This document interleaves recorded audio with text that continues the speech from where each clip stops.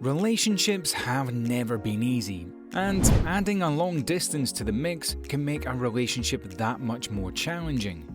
On the bright side, we live in an age of constant communication. Long gone are the days of waiting by the mail for a letter or saving your precious long-distance minutes. Welcome back, Psychos. Today, we'll be presenting the 8 best tips to maintain a long-distance relationship.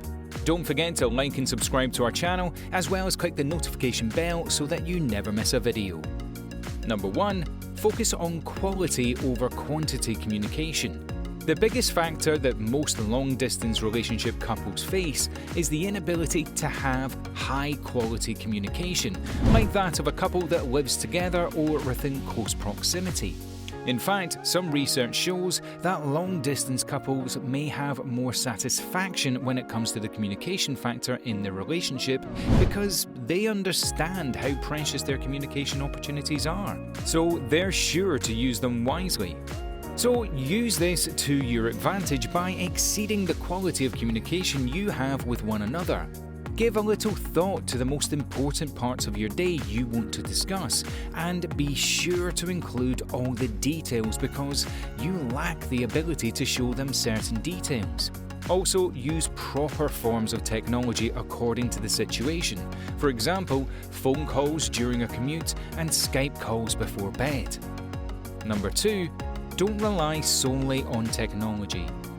Speaking of technology, it's fair to say that the means of communication we have nowadays have been a complete game changer for long-distance couples of all kinds. In fact, many long-distance relationships wouldn't have ever existed if it weren't for social media making the connections possible. However, there's a time and place for technology within a long-distance relationship, and although it is a great way to communicate, it shouldn't be the only way you connect with your partner.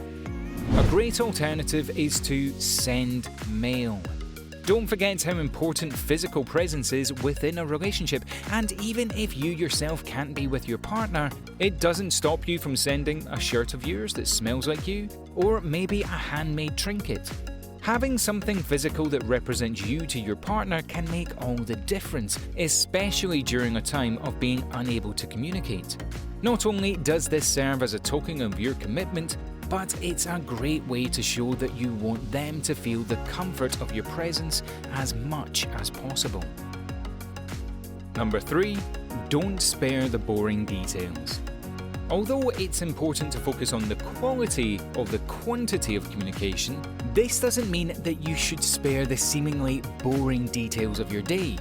Share about who you sit with on your lunch breaks. Tell them about the stranger who insists on paying for your coffee, or the colour you're going to be painting your living room over the weekend. These little details may seem boring to you, but expressing them to your partner will allow them to feel like they're experiencing your life at home with you. Plus, holding back the minor details may also come off as suspicious, so make sure you include each other even if you don't spend too much time elaborating on the specifics. Hearing about each other's perspective on a situation helps both partners get a better idea of each other's characters in their everyday life. Number 4. Don't put your personal life on hold. Long-distance relationships require sacrifice, there's no question about it. But the challenge comes when deciphering when you're sacrificing a little too much for the sake of the relationship, which can create regret over time. Don't spend your time away from your partner waiting for your next call, text, postcard, or visit. This is even more risky in a long-distance relationship that is faced with unexpected setbacks that extend the time apart from each other. When you start repeatedly dropping plans, desires, goals, and expectations for the sake of communicating with your partner, it's time to reevaluate how much of your life is being consumed by your connection. Luckily, all you have to do is dial it back a little and explain your reasoning. Find ways to get back in tune with yourself and get back to who you are, despite your partner being present or not. Plus, this will make the time apart from your partner pass much faster. Number 5. Don't let assumptions or suspicions get the best of you. Knowing the difference between checking in with your partner and checking up on your partner is key to a long-distance relationship. There's no doubt that even the strongest of long-distance couples have faced suspicion or assumptions about what each other are doing in their day-to-day lives. Infidelity in particular is a main concern among many long-distance couples, and we're here to tell you that this is completely normal. However, it's not okay to allow your assumptions to get the best of you or to get in the way of your connections with your partner. Nobody likes a detective as a partner, especially when they haven't given a legitimate reason for you to feel this way. Don't hesitate to call if you want to hear their voice, or text if you're thinking of them. But communicate out of sheer suspicion. The conversation will guarantee to not end well for both parties. If you have a legit suspicion, communicate before you attach emotion to the situation and avoid making assumptions at all costs. Number 6. Have an end date. The long-distance to long-distance relationships should be temporary. In fact, research shows that long-distance relationships are known to be less stressful and more satisfying when there's a planned end date that's been agreed upon. To have an end goal in mind also makes all the hardships, challenges, and effort worthwhile rather than hopelessly feeling like there's no end in sight. The challenge here is to make sure both parties' idea of an end date are on the same page, and this isn't always as easy as it seems.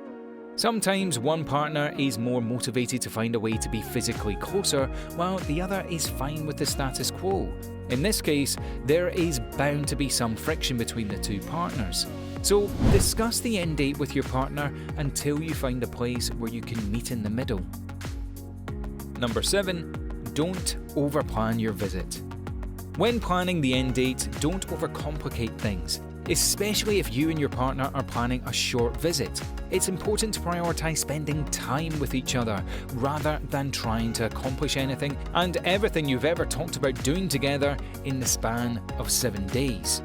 Excessive planning may seem like a great way to utilize your time you have to the fullest potential.